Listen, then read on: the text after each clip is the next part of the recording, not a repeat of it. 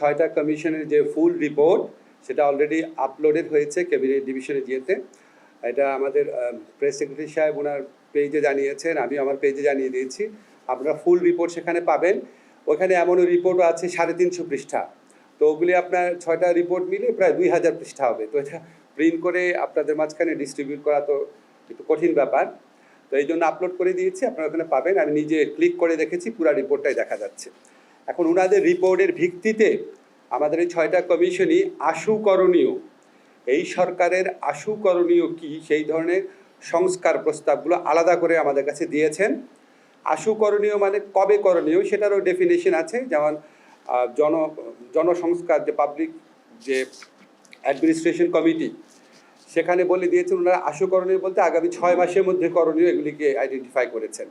অন্যান্য কমিশনের রিপোর্টে বলা হয়েছে আশুকরণীয় মানে আগামীকাল থেকেই শুরু করা যেতে পারে, এবং এটা অবশ্যই আগামী নির্বাচনের আগেই এই সংস্কারগুলো করা প্রয়োজন বলে ওনারা মনে করেন। আশুকরণীয়র যে লিস্ট আছে সেগুলির কিছু কিছু ব্যাপারে রাজনৈতিক দলের সাথে আলোচনার প্রয়োজন হতে পারে, আবার কিছু বিষয় আছে এতই মামুলি, এতই ছোটোখাটো যেটা প্রশাসনিক একটা আদেশের মাধ্যমে করা সম্ভব। যেমন ধরেন আপনি প্রত্যেক আদালতে যারা বিচার প্রার্থী আছে ওনাদের তথ্য দেওয়ার সুবিধা দেওয়া উচিত। আপনারা কি মনে করেন এটা রাজনৈতিক ঐক্যমত প্রয়োজন আছে? এটা প্রত্যেকটা মানুষ মনে করবে অবশ্যই বিচার প্রার্থীরা যেন তথ্য পায়, আদালতে গিয়ে আদালতের কোন জায়গায় কোন আদালত রয়েছে, কোথায় বিশ্রামাগার রয়েছে, মামলার তারিখ কি, বা এখানে আপনার কজ লিস্ট কি, ওই সম্পর্কে জানতে চাইলে ওনারা জানতে পারবেন। এটা নিয়ে তার আলাপ আলোচনার প্রয়োজন নাই।